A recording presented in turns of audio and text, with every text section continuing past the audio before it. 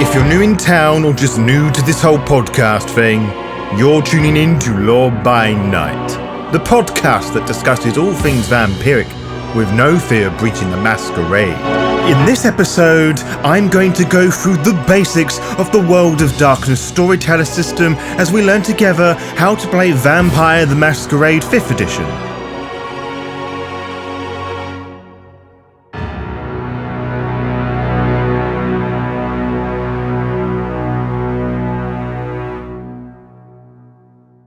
For the 3 and a bit years this podcast has currently been running for, we have covered a lot. Interestingly controversial lore, character guides, book reviews, game reviews, and so much more. I have always strived to produce the most helpful World of Darkness content, and the occasional interview and actual play I produce for you all, and yet, at no point have I sat down and produced a guide for everyone on how to actually play Vampire the Masquerade. I have made the assumption that everyone who finds this podcast has started Vampire the Masquerade, or at the very least, knows the system enough to play, and having seen there's actually very little online content out there helping folks like this, it looks like that Uncle Laurie is swooping in to save the day, or night, if we are going to stick with the vampire theme. So, this is how this is going to work.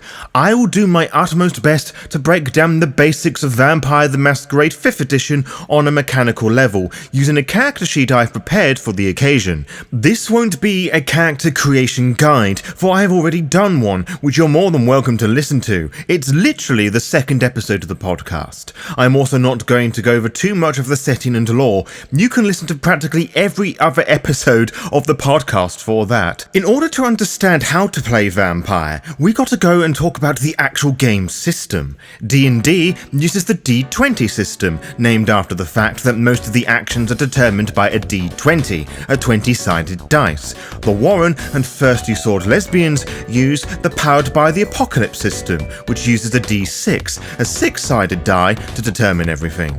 Vampire the Masquerade and the other World of Darkness games after it uses a system known as the Storytelling system, which would later be used for the Street Fighter RPG. The new World of Darkness, now known as Chronicles of Darkness, would later introduce its own variation of the system. But what is it exactly? The Storyteller system requires you to use D10s, which are 10-sided dice. Actions, whether being tasks or combat, are resolved/determined by forming a dice pool of a small number of these D10. If you have a look at your character sheet, you will see that your stats are divided up into different sections, attributes and skills. In older editions of Vampire, skills were called abilities. Most of your actions will revolve around the majority of this character sheet by rolling a total number of dice that equals an attribute plus a skill. This is against a difficulty level, which is free unless otherwise stated by the storyteller, the one running the session, the games master if you would. This means that you need at least 3 successes with your dice pool. But what counts as a success? Any number that is from 6 to 9 if you're using regular D10s and not the special V5 ones, which are the Camarilla Anks or Unks. 1 to 5 is a failure. Noughts, the 10s, represent a critical success if you have a pair of them, which makes 4 successes rather than 2. With the V5 dice, these are the starred Unks. With the basics of the Storyteller system presented, let's put this into practice. Let's look at Fred Lamar, our unfortunate 40-something-year-old tramp who prefers the company of rats, stray cats, and whatever doesn't mind the smell of the worst the street has to offer. Let us say that he is minding his own business and sees a mugging take place. There are a handful of things he could do. If he wanted to go over there and shove the mugger, the storyteller would ask Fred's player to roll the total number of dice he has in the dexterity ability and the total number of brawl skill. To shorten that down, the storyteller would say, "Roll for me dexterity and brawl." The storyteller then decides the difficulty, which is the number of successes Fred needs to cause damage, or in this case, to effectively push the mugger away. If this is a surprise attack, like this one here, the ST may elect to lower the difficulty to 2 rather than the standard 3. This would make sense here, as the mugger is currently preoccupied, to put it nicely. Frank has 3 points in Dex and 2 points in Brawl, meaning the total number of dice he must roll is 5, and these make up the dice pool. When Frank rolls his dice pool, he gets 9, 8, 6, 5, and 2.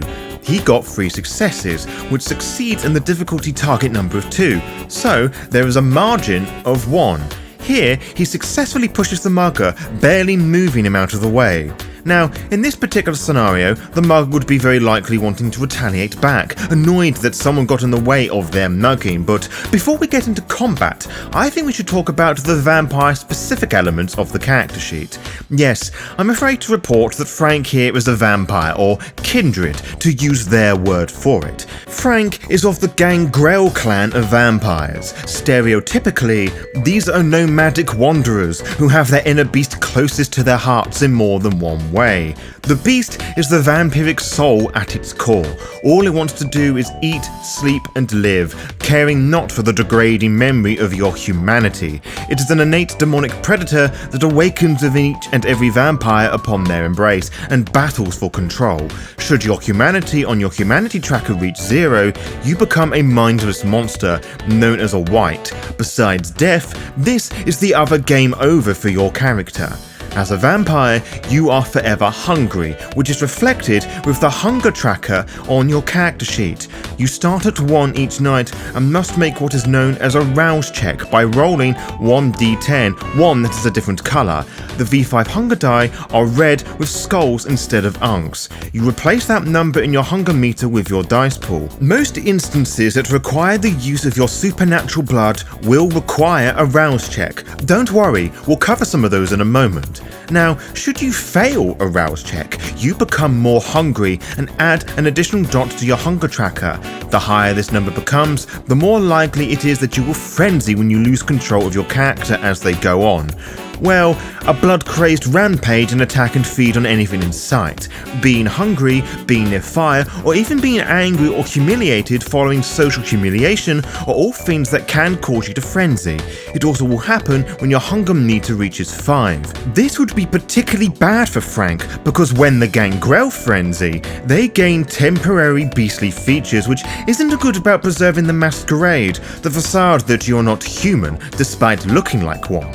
And on that note, let's go back to Frank and the mugger and redo the previous roll with hunger systems in mind. He has spotted the mugger and wants to push him out of the way. Again, he is asked to make the Dex plus Brawl roll. This time, Frank would like to perform a Blood Surge to supernaturally enhance one attribute of his choosing. In this case, it would be physical, because that is where dexterity can be found. Fred has level 1 of blood potency, which, according to the table found on page 216 of the core book, means we have to add 2 die to our dice pool once we made a rouse check. Frank rolls 1 hunger die and got a 2, which means he failed. His hunger is now at 2. Regardless of whether he succeeded the rouse check or not, he has a total of 7 dice to roll, his original 5 plus 2 from the Blood Surge. Using the same altered difficulty of 2, Frank gets 2 8s, 7, 5, and 3 on his regular die, and a 6 and an 8 on the hunger die.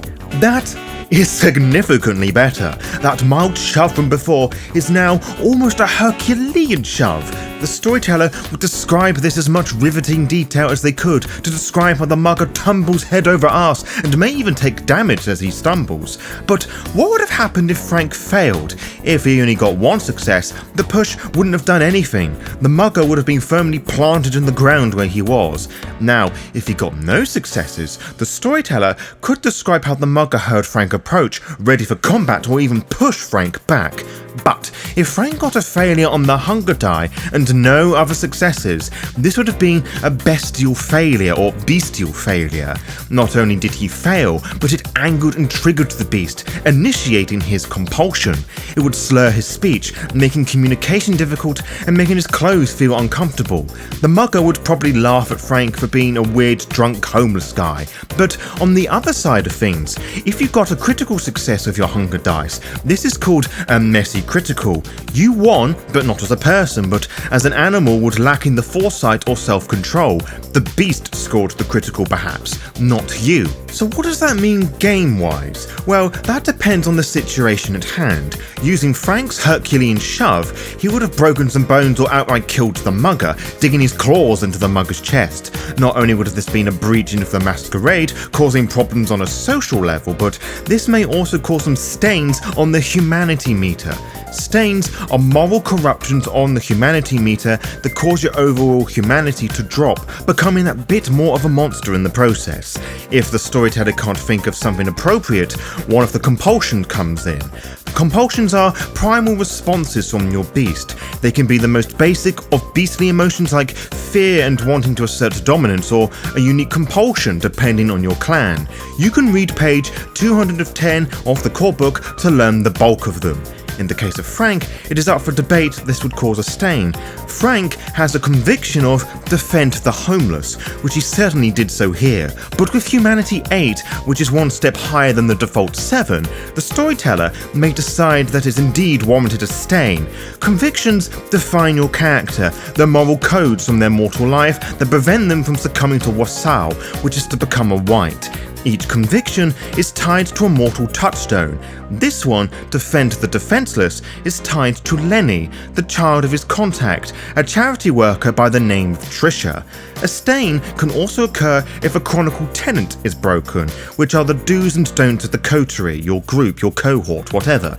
These are marked off in the furthest right of your empty humanity boxes. You have a chance to mechanically seek remorse for your actions at the end of a session or the beginning of the next one. Roll a number of dice equal to your unmarked, unfulfilled dots on your humanity tracker. For example, a character with humanity 6 and 2 stains would roll 2 die.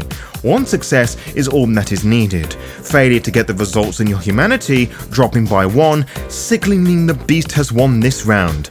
Either way, stains are removed. And oh no, with all this chit-chat, we have given the Mugger time to get up and prepare himself to attack Frank. Now, there isn't usually an initiative roll for V5, as vampires move before mortals and players before NPCs, non-player characters.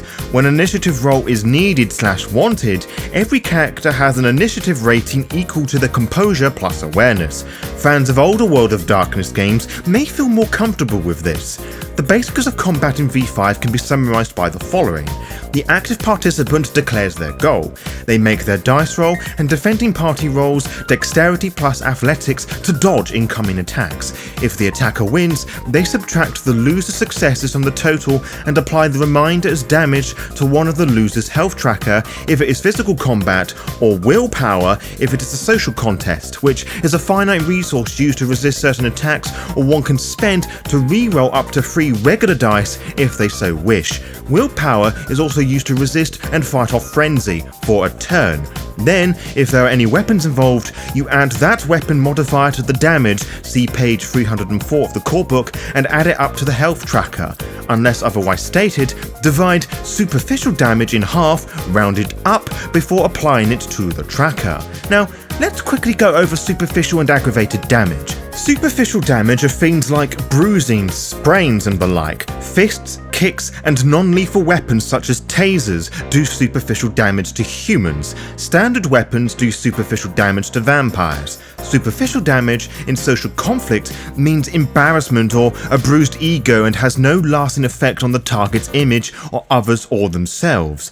These are marked by a slash in their respective boxes. Now, 1 or 2 points of superficial damage on your health tracker or willpower tracker may not seem like much, but if that fills up, the next point of superficial damage becomes aggravated damage. Aggravated damage causes broken bones, wounds and life-threatening injuries. Sharp and piercing weapons do aggravated damage to humans. Normally, only fire, sunlight and claws and teeth of some of the supernatural creatures do aggravated damage to vampires. Attacks that reveal secret knowledge about the target or attacks from close friends and trusted figures do aggravated damage to willpower. These are marked with an X, and if all of these are filled up, you fall into a supernatural coma-like state called torpor, making it very easy to kill you. We will expand upon damage calculator later, but let's put all this fun stuff together in a scenario first. Let us say, for convenience's sake, the victim of our mugging has fled, leaving the mugger and gangrel tramp to battle it out. We'll say the mugger brandished a knife too. Frank has no weapons, leaving his wits and disciplines to his disposal. Vampires move before mortals, so Frank moves first and will try to disarm the mugger. his blood was still surged from the previous turn, as a blood surge lasts a whole scene. The storyteller calls for Frank to roll his strength plus brawl against the mugger's dexterity plus athletics.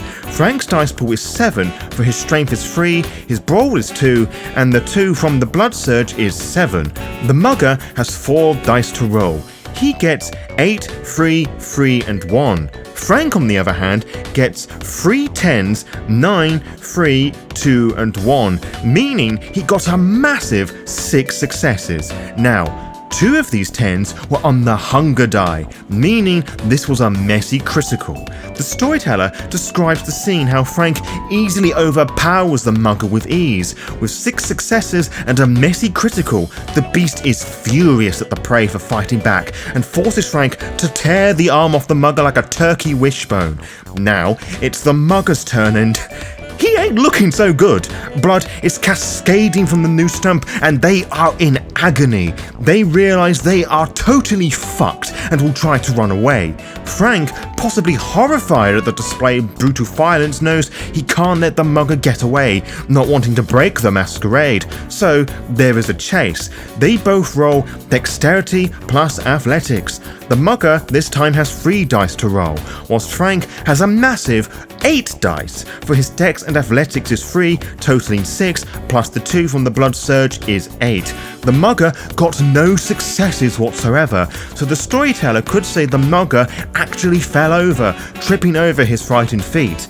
Meanwhile, Frank got 2 9s, 7, 2 5s, 2 4s, and a 1, meaning he got 3 successes, able to grab onto the mugger as he struggles away. Frank is not that old in terms of vampiric age and is not used to this amount of violence and bloodshed. The mugger is beginning to fade out. Frank has no phone and can't contact help. His animal buddies could only do so much. He could leave the mugger and let him die like this. He could save him by feeding on his blood, making him a ghoul, or drain his blood and make him a gangrel too. What I will say Frank will do, out of sheer panic of not wanting to leave any trace of this guy, is going to remove all traces of someone being recognisable here. His composure and resolve are both 2, which is what I'm accounting for his very foolish and rash behaviour. Frank wishes to activate his feral weapons power under the Protean discipline and slice the bastard to ribbons. Frank has to activate a rouse check to extend his grubby nails into hideous claws, giving him a +2 on his claw-based attacks. He rolls a 3, which is a failure, meaning his hunger goes up to 3, and the smell of all that blood is a bit more difficult to resist now. Now, if Frank's hunger was 4, the ST would call for a frenzy check, making Frank roll all of his unspent willpower with a difficulty of 2 to stay in control. But back to the hack and slash finish. Frank is pinning the mugger down, making it difficult to move. Combined with the whole dying thing, the mugger is not going anywhere. Frank will roll dexterity plus brawl once more, which is 5. +2 for the blood surge, which is 7, +2 for the feral weapons makes 9. Some storytellers may not even make Frank roll here, for that is an insane dice pool to have. But we will hear. Frank rolled 10, 2 9s, 2 8s, 6, 2 4s, and a 1. That is 6 successes, which is more than enough to deliver this morbid justice. Whilst Frank followed through with his defense of the defenseless conviction, this is barbaric, and I, as a storyteller, would put a stain here. But what if the mugger still had his arms and managed to stab Frank? Well, let's say the mugger got 4 successes and Frank got 1. 4 minus 1 makes 3. I would class the dagger as a light piercing weapon, according to the table on page 204, which has a +2 damage modifier, which makes 5. When this is halved, this goes to 2, which means Frank would have taken 2 points of superficial damage, which he could heal by making a single rouse check for each point of blood potency he has. He has 1, so he could heal 1 point of superficial damage. During combat, he could do this once per turn. Now, if he received aggravated damage, he would have to wait until the next nightfall and make 3 rouse checks, in addition to the regular rouse check made when rising. This process removes 1 point of aggravated damage as well as 1 crippling injury or similar impairment.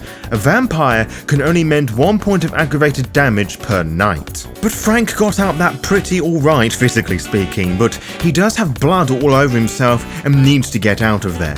An ST, or storyteller, could call for a roll to make sure he gets out without being spotted, but we shan't here. Frank manages to get to a nearby park where no one is around and wishes to feed to try and lower that hunger down to a more comfortable level. Vampires in V5 have a predator type, which is their preferred way of feeding. Those of the Ventrue clan can only feed on a specific type of person, in addition to a predator type, which varies from Ventrue to Ventrue, the feeding preference I mean. The Gangrel do not have such feeding restrictions, but Frank's personal predator type is Farmer, which means he only feeds on animals which don't offer as much sustenance as humans or vampires. He could go hunting for some, but Frank has the Feral Whispers power in the Animalism discipline, which allows him to summon animals that frequent the area and that he has communicated with before. It also requires him to make a rouse check, which he succeeds with an 8, meaning he does not get any hungrier. Now, he must roll Charisma with Animal Ken to summon an animal. He demands to have some of that pussy. Cat. His blood surge no longer applies because we have moved on to a new scene, nor will he chance to roll for one here. This means his dice pool of Charisma plus Animalism is free. The number of animals summoned depends on the margin of the test. A critical win summons most, if not all, the animals of the type in the area. Given he is in a park, which would make most sense, there would be some cats on the prowl, so the difficulty is free in my opinion. Frank's roll is all blood dice and he got 5, 3 and 2, which means he did not get any cats. If he had some regular die, he could spend a point of willpower superficially damaging it and roll up to 3 regular die and try again. In an alternate universe where he succeeded and was drowning in pussy, cat, he would then roll Composure plus Animal Ken to feed on the cat, as each predator type requires a different dice pool to feed with. When the sun rises, Frank has no haven and will have to use the Earth Meld power in the Protean discipline to rest in the soil till the next night, but only after making another rouse test. He succeeds with a 10, meaning he does not get any more hungry. And that is really the basics of playing Vampire the Masquerade on a mechanical level. The only thing that we haven't really discussed is roleplay and all the political shawazzle, which I've kinda covered in previous episodes of the podcast. I hope this has been helpful for you, and if there's anything about the Vampire the Masquerade's mechanics you wish to learn about, do get in touch via the YouTube comment or social media posts. I would love to be able to come up with more helpful content for you. Just check out the other episodes first and see if I haven't covered them already. This means you have to listen to them all, which has really made my master plan come into full effect. To be kept updated, follow the Law by Nine's VTM, Twitter and Instagram pages to find out when we will upload each episode. You can also find out by subscribing to the YouTube channel and clicking on the little bell, as you'll be immediately notified when the latest episode is live. Until next time, farewell.